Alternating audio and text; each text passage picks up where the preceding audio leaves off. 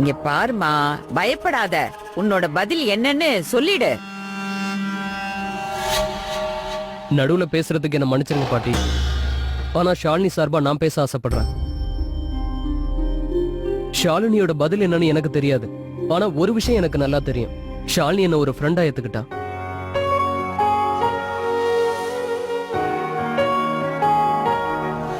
ஒரு நல்ல ஃப்ரெண்டா ஷாலினி யூஎஸ் போறதா எனக்கும் விருப்பம். தன்னோட கனவுகளை அவ நிறைவேற்றிக்கட்டும், நிறைய படிக்கட்டும். எனக்கு தெரியும் ஷாலினிக்கு படிப்புனா ரொம்ப பிடிக்கும். she is really hard working. நான் உங்க எல்லார்கிட்டையும் ரெக்வெஸ்ட் பண்ணி கேட்டுக்கிறேன், யாரும் ஷாலினியை வற்புறுத்தாதீங்க. she deserves the chance. ஒரு 4 வருஷம் தானே, நான் வெயிட் பண்றேன். அப்பா கிட்ட போய் ஹையர் ஸ்டடீஸ்க்காக நான் அப்ராட் போகணும்னு சொல்லுவேன். அப்புறம் வந்து கல்யாணம் பண்ணிக்கிறேன்னு சொல்றேன். என் படிப்பு குறைஞ்சபட்சம் 3 வருஷமாவது போகும்ல. கண்டிப்பா அந்த சிவா எனக்காக 3 வருஷம்லாம் வெயிட் பண்ணிட்டு இருக்க மாட்டான். படிப்போட சேர்ந்து அவன் சாப்டர் முடிச்சிடும். 4 வருஷத்துக்கு அப்புறம் ஷாலினி எந்த முடிவு எடுத்தாலும் அதுக்கு இல்ல சிவா, நீ வெயிட் பண்ண வேண்டிய அவசியம் இல்ல.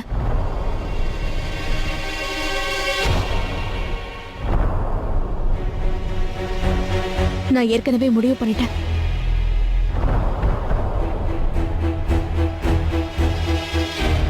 என்னோட பதில் சம்மதம்.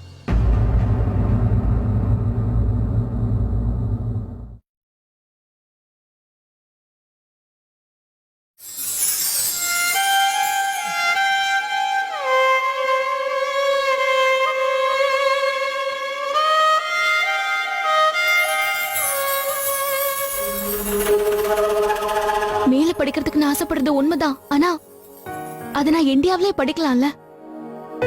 அண்ட் ஐ அம் ஷியோர் சிவாவும் அவரோட பேரண்ட்ஸும் நிச்சயமா எனக்கு சப்போர்ட் பண்ணுவாங்க.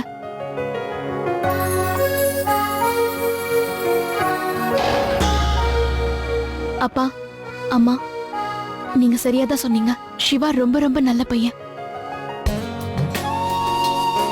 அண்ட் ஐ அம் ஷியோர் என்ன ரொம்ப சந்தோஷமா வச்சுப்பான்.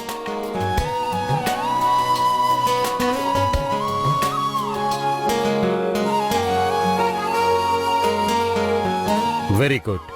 I am proud of you, my child.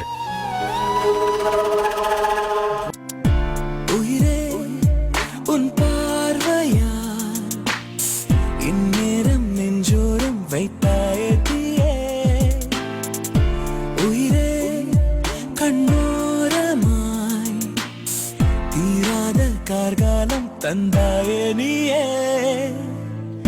விழியே கண்ணீரிலே மூழ்காதே மூழ்காதே நீ ஓடம் போலே. கவிதை என் காதலே வீசாதே வீசாதே நீ காலின் கீழே.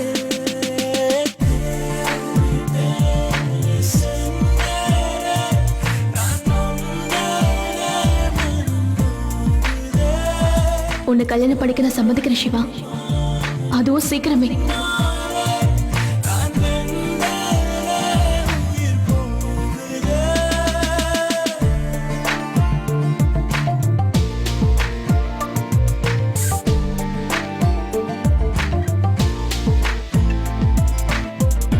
நினைவே நீதானடி நீங்காதே நீங்காதே வானியே நீயே. கனவே நீதானடி நீ இன்றி நான் போகும் என் பாதை தீயே. மனமே என்னானதோ வாடாதே வாடாதே கண்ணீரும் ஏனோ. உலகே பொய்யானதோ.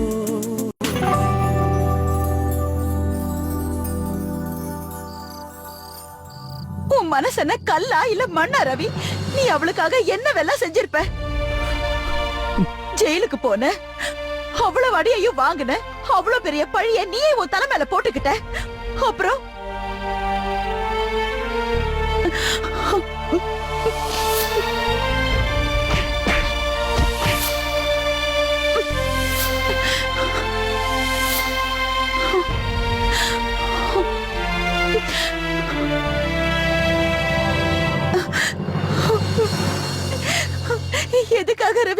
இப்படி எல்லாம் பண்ற? ஏன் இப்படி பண்ற? அவள் நிச்சயமா சம்மதிப்பா. இது கண்டிப்பா நடக்கும். ஷாலினி மாதிரி ஒரு ஃப்ரெண்ட் எல்லாருக்கும் கிடைக்க மாட்டாங்க சிவா. உன மாதிரி ஃப்ரெண்டு கிடைக்கிறது கூட தான் கஷ்டம். I mean seriously, I can't believe what you just did for her. நீ எவ்வளவு பிளான் போட்டிருக்க, இதெல்லாம் என்னால நினைச்சு கூட பார்க்க முடியல. வேணும்னே கௌரி வீட்டுக்கு போய் கலாட்டா பண்றது, அவளுக்காக சந்தோஷமா ஜெயிலுக்கு போயிருக்க, அடி வாங்கியிருக்க, நான் வந்து உன்னை காப்பாத்துறது. ஆச்சரியமா இருக்கு. அவ பார்வையில என்ன ஹீரோவா காட்டினது நீ தானே. அது மட்டும் இல்லாம ஷாலினி எந்த நேரத்துல எப்படி ரியாக்ட் பண்ணுவான்னு எல்லாமே தெரிஞ்சிருக்கு. அவளும் அப்படியே தான் பண்றா. சில நேரம் எனக்கு சந்தேகம் வருது, ஷாலினியை நீ புரிஞ்சு வச்சிருக்கிற அளவுக்கு என்னால புரிஞ்சுக்க முடியுமான்னு. ஷாலினி மேல உனக்கு என்னைக்கு காதல் வருதோ அன்னைக்கு தான் நீ அவளை புரிஞ்சுப்ப. அன்னைக்குதான் உன் சாய்ஸையும் உன் அதிர்ஷ்டத்தையும் நினைச்சு நீ பெருமைப்பட போற. ஏன்னா ஷாலினி மாதிரி ஒரு பொண்ணு உன்னை காதலிக்க போறா சிவா. அவளுக்காக யாரா இருந்தாலும் வாழ்க்கை பூரா காத்திருந்தாலும் நியாயம்தான். ஓ இதயத்தை பத்தி கொஞ்சம் கூட கவலையே இல்லாதவளுக்காகவா நீ அவளை எந்த அளவுக்கு உயிருக்குயிரா காதலிக்கிறன்னு கூட அவளுக்கு தெரியாதுடா. அவளால இனிமேலும் அதை தெரிஞ்சுக்க முடியாது.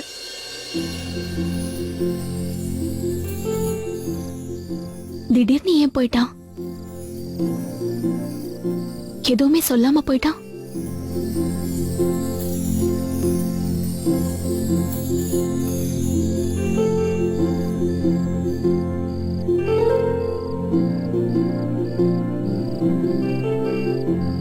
என்னைய தேடுற?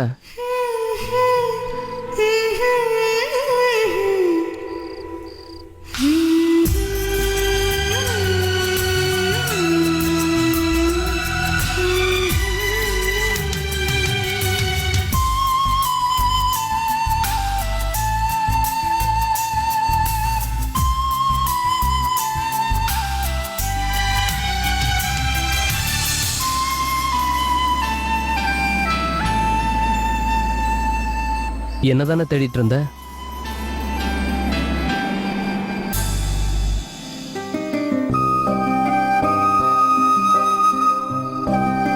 அது வந்து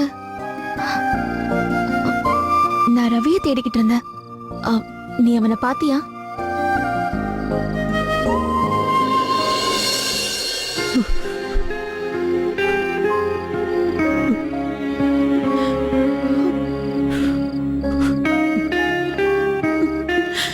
உனக்கு அழணும் போல இருக்குல்ல?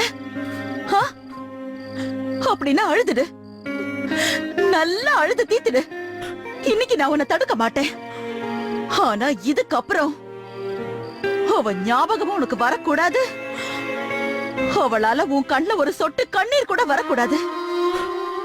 நல்லா புரிஞ்சுதா?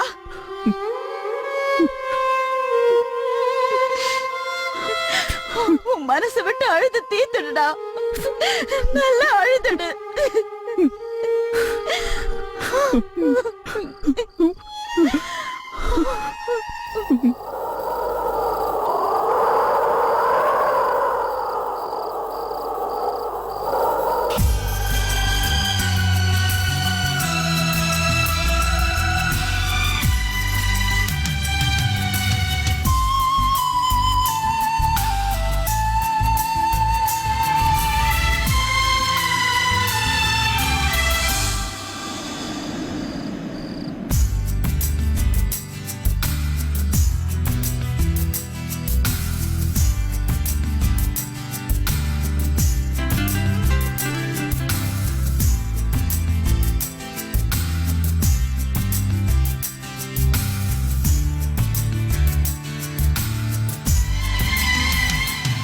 யாரோ சொன்னதா ஞாபகம், காதல் இல்லாம கல்யாணம் பண்ணிக்கிட்டு அது வேஸ்ட்னு.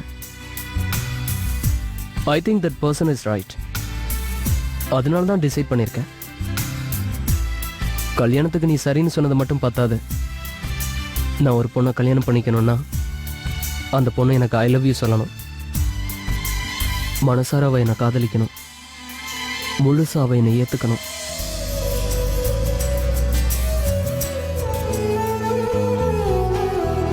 போலியாய் அலைகிறேன் புன்னகைகள் அழிந்தபடி வேதனைகள் மறைந்தபடி என் முகம் தொலைகிறேன் முகமுடியில் வாழ்ந்தபடி உன்னை பிரிந்து நீங்கில்லை உணர்கிறேன் உன் நினைவில் நகர்கிறேன் என் கைகளில் உன் வாசனை போகாமலே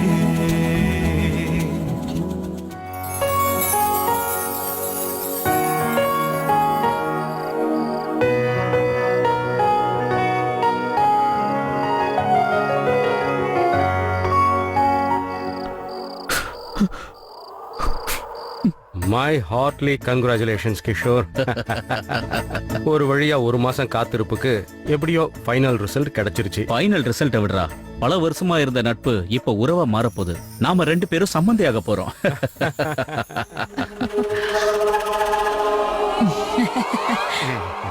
இந்தாங்கண்ணா முதல்ல ஸ்வீட் எடுத்துக்கோங்க. ஆமாமா, நாங்க மாப்பிள்ளை வீட்டுக்காரங்க இல்ல, எப்போ வந்தாலும் ஸ்வீட் கேட்டு வாங்கி சாப்பிடுவோம். இப்ப முதல்ல என் நண்பனுக்கு தான் நான் ஸ்வீட் கொடுக்க போறேன். இந்தா. ம், உட்கார். ம். ஸ்வேதா அந்த பிளேட்டை கொடுங்க. முதல்ல நான் அம்மாக்கு தான் ஸ்வீட் கொடுக்கணும். எனக்கு அதிகமா ஸ்வீட் ஒத்துக்காது. அது இப்பவே நிறைய ஸ்வீட் சாப்பிட்டுட்டேனா அப்புறம் கல்யாண நேரத்துல எனக்கு சுகர் பிரச்சனை வந்துருச்சுன்னா அதுக்குதான். என்னத்த நீங்க, உங்களுக்கு தான் டயபெட்டிஸ் பிரச்சனையே வராதே, அதான் தினம் 1 லிட்டர் நெல்லிக்காய் ஜூஸ் குடிச்சுக்கிட்டே இருக்கீங்களே. அப்புறம்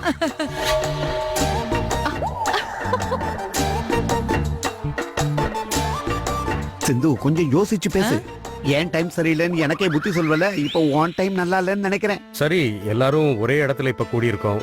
நிச்சயதார்த்தத்தை எங்க வச்சுக்கலாம், எப்ப வச்சுக்கலாம்னு டிஸ்கஸ் பண்ணி முடிவு பண்ணிக்கலாம் இல்லையா? நிச்சயமா. சீக்கிரமா நிச்சயதார்த்தத்தை முடிக்கலாம். 2-3 நாள்ல டேட் டிசைட் பண்ணி நாங்க உங்ககிட்ட சொல்லிடுறோம். எதுக்கு 2-3 நாள் காத்திருக்கணும்? இன்னைக்கே டிசைட் பண்ணிடலாமே. நல்ல விஷயத்தை தள்ளி போடக்கூடாதுன்னு சொல்லுவாங்க. எங்க அம்மாவுக்கே நல்ல பஞ்சாங்கம் பார்க்க தெரியும். பஞ்சாங்கம் பார்த்து ஒரு நல்ல நாளா குறிச்சு கொடுத்துருங்களேம்மா. சசிகா, நீங்க போய் அம்மாவோட பஞ்சாங்கம் எடுத்துட்டு வந்துருங்களேன் ப்ளீஸ். சரி, ஒரு நிமிஷம் இல்ல. உனக்கு தான் தெரியும்ல, 2 நாளா அடிச்சுக்கிட்டு இருக்க. பஞ்சாங்கம் எங்க வச்சேன்னு தெரியல, கிடைக்கலன்னு சொன்னேன்ல. நீ எங்க இருந்து கொண்டு வருவ? ஏவ ஒருத்தி புது பஞ்சாங்கம் வாங்கிட்டு வர சொல்லி முகூர்த்த பார்த்து நான் சொல்றேன். எதுக்கு அவ்வளவு சிரமப்படணும்? இப்பதான் இன்டர்நெட்ல எல்லாமே தெரியுது. நான் உடனே போய் நெட் புக்கை கொண்டு வந்துடுறேன். அடடே,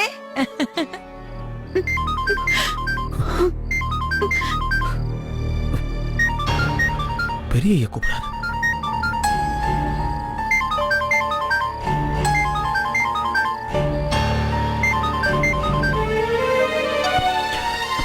ஹலோ. பெரிய ஐயா சொல்லுங்கய்யா. நானா இதோ வீட்டில். சரிங்கய்யா, இதோ நான் உடனே கிளம்பி வரேன். அங்க போகாத ரவி. அவங்களோட சந்தோஷத்துல ஒன்னால கலந்துக்க முடியாது. ஏன்னா நீ தியாகம் பண்ணிதான் அவங்களுக்கு சந்தோஷத்தை கொடுத்திருக்க. நீ அங்க போகாத.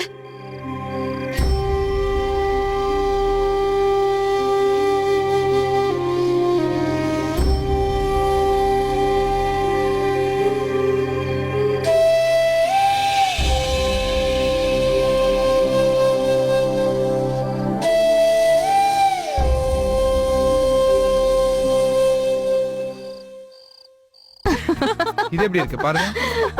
பரவாயில்லையே, விநாயகர் சதுர்த்தி வந்திருக்கு. எனக்கு தெரிஞ்சு இதை விட நல்ல முகூர்த்தம் கிடைக்காது. அப்ப முதல் பத்திரிக்கையை நாம விநாயகருக்கு தான் வைக்கணும்.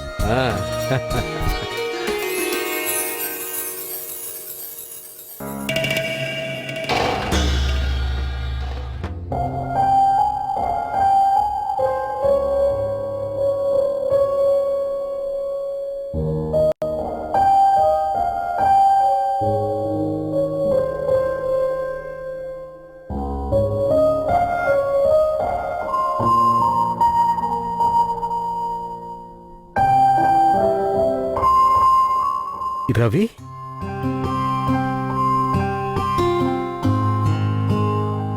ரவி,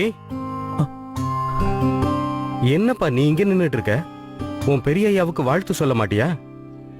சிவாவுக்கும் ஷாலினிக்கும் கல்யாண நிச்சயதார்த்தம் நடக்க போது விநாயகர் சதுர்த்தி அன்னைக்கு. என்னோட வாழ்த்துக்கள் பெரிய. வாழ்த்து சொல்ல மட்டும் வாய் திறந்தா எப்படி? இந்த ஸ்வீட்டு.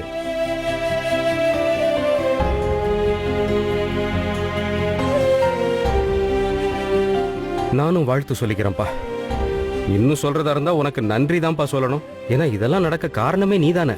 உனக்கு ஒண்ணு தெரியுமா? 2 உள்ளங்களை சேர்த்து வைக்கிறது புண்ணியமான காரியம்ப்பா. உன் கணக்குல எவ்வளவு புண்ணியம் சேர்ந்திருக்குன்னு உனக்கே தெரியாது. பதிலுக்கு நான் என்ன எழுந்திருக்கேன்னு உங்களுக்கு தெரியாது பிரியா. என்னடா என்ன சில மாதிரி நின்னு எதையோ யோசிச்சுக்கிட்டு இருக்க? இன்னும் உன் புண்ணிய கணக்குல நிறைய பேலன்ஸ் இருக்குப்பா. நிச்சயதார்த்த ஏற்பாடுகளை நீ தான் முன்னாடி இருந்து செய்யணும். ஐயோ நோ நோ நோ, நான் சொல்றத நீ கேளு. இவ்வளவு பெரிய ஏற்பாட்டை இருக்கிற ஷார்ட் பீரியடுக்குள்ள செய்யக்கூடிய ஒரே ஆள் நீதான். ஆனா நாம பொண்ணு வீட்டுக்காரங்கப்பா. உன் பெரிய ஐயா தலை குனிஞ்சு நிக்கணுமா? ஏற்பாடெல்லாம் தடபுடலா இருக்கணும். இந்த ஊரே இந்த நிச்சயதார்த்தத்தை பல வருஷம் ஞாபகம் வச்சுக்கணும். எக்ஸாக்ட்லி ரவி. டிஜே ரொம்ப கிளாஸியா இருக்கணும். சாப்பாடு கூட நிறைய வெரைட்டியா ரொம்ப டேஸ்டா இருக்கணும். அரேஞ்ச்மெண்ட்ஸ் எல்லாம் பார்த்து போன சரியா? எல்லாமே கலக்கலா இருக்கணும். ஆமா, கலக்கலா இருக்கணும். அப்பா, நீங்க ரவிக்கு எவ்வளவு வேலையை கொடுப்பீங்க? அவன் தனியா எப்படி இதெல்லாம் செய்வான்?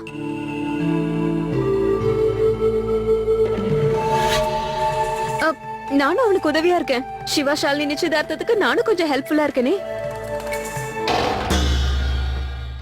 என்னம்மா இதெல்லாம் சொல்லணுமா என்ன? கேட்கறதுக்கே சந்தோஷமா இருக்கே. என்ன இவ பிடிக்காத கல்யாணத்துல இவ எதுக்கு டான்ஸ் ஆடணும்னு நினைக்கிறா? இத பாரு பரவி, நல்லா கேட்டுக்க. நான் கௌரி விஷயத்துல எவ்வளவு இன்வெஸ்ட்மெண்ட் பண்ணிருக்கணும் அந்த ஃபைலை மறக்காம ரமேஷ் கிட்ட கொடுத்துரு. நாளைக்கு போகும்போது அவங்க இதை மறந்துடக்கூடாது. ஓகே? சரிங்க.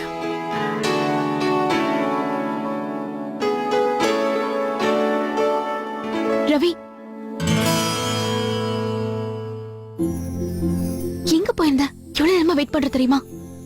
கங்க்ராட்ஸ். இப்படியே எனக்கு விஷ் பண்ணுவ? ஒரு ஸ்மைல் கூட இல்ல. நான் கௌரிக்காக ஃபைல் எடுக்க போயிட்டு இருக்கேன். அப்புறம் வந்து பாக்குறேன்.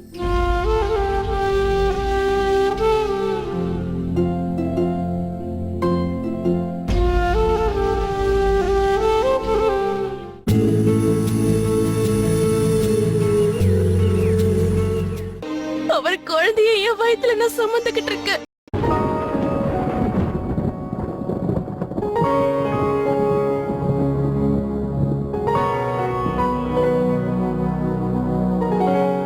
ரமேஷ், ஆல்மோஸ்ட் பேக்கிங்லாம் நான் பண்ணிட்டேன்.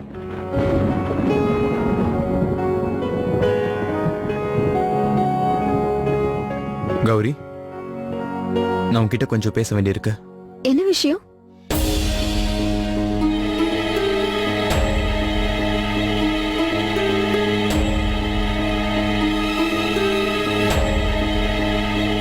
ஃப்ளைட் டிக்கெட்ஸா?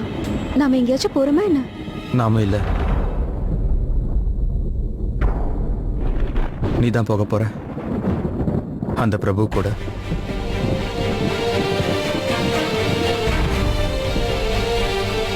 என்ன?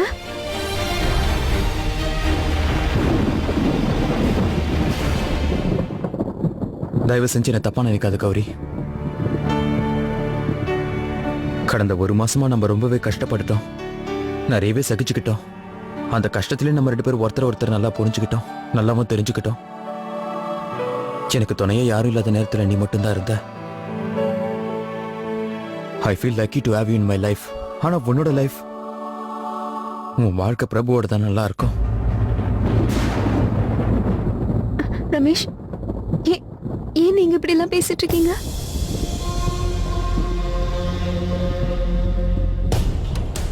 எனக்கு தெரியும், நம்ம 2 பேரும் நல்லா ஃப்ரெண்ட்ஸா மட்டும்தான் இருக்க முடியும்னு எனக்கு நல்லாவே தெரியும். உன்னோட காதல் அந்த பிரபு மட்டும்தான். அவனும் உன்னை உயிருக்கு உயிரா காதலிக்கிறான். அன்னைக்கு வீட்டுக்கு வந்து பிரபு அந்த மாதிரி நடந்துக்கிட்டான்ல, அது எல்லாமே நாடகம்தான், எதுவுமே உண்மை இல்லை.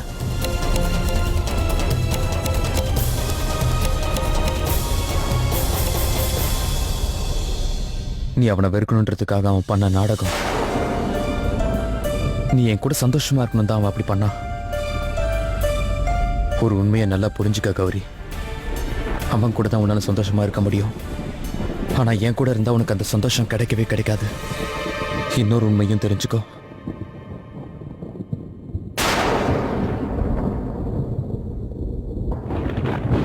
உன் கூட இருந்த இவ்வளவு நாளா நானும் உன்னை காதலிக்க ஆரம்பிச்சிட்டேன் கௌரி. என்னோட சந்தோஷம் உன்னோட சந்தோஷத்தில் தான் இருக்கு. உன்னோட சந்தோஷம் பிரபு கிட்ட இருக்கு. அதனால நீ அவன் கூட போய் சந்தோஷமா இருக்கலாம். நீ எப்பவும் ஆசைப்பட்ட அந்த சந்தோஷமான வாழ்க்கைய நீ எப்பவுமே வாழலாம் கௌரி. போ கௌரி, நீ இவரோட பிரபு கிட்டே திரும்ப போயிடு. உன்னால என் கூட சந்தோஷமா இருக்க முடியாது. எனக்காக நீ போய் தான் ஆகணும், நிச்சயமா.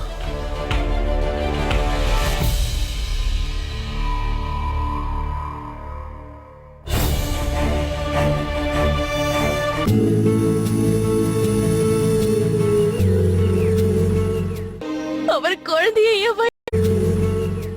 நான் இப்ப பேசினது எல்லாத்தையும் நீங்களும் கேட்டிருப்பீங்கன்னு நினைக்கிறேன். தயவு செஞ்சு நீங்களே கௌரியை கன்வின்ஸ் பண்ணுங்க. அவளை பிரபு கிட்ட திரும்ப போக சொல்லுங்க.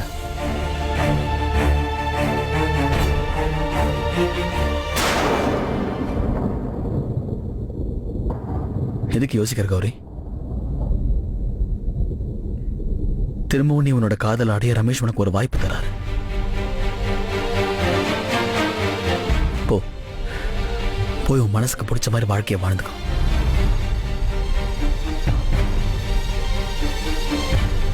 உன் மனசுக்கு பிடிச்சவன் கூட நீ போய் சந்தோஷமா வாழ்ந்துக்கோ.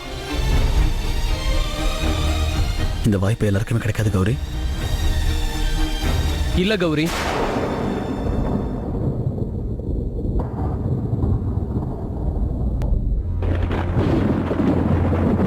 நீ போக கூடாது. நீ பிரபுவை காதலிச்சேன்னு நான் ஒத்துக்கிறேன். ஆனா உண்மையான காதல் உன் கண்ணு முன்னாடியே இருக்கு.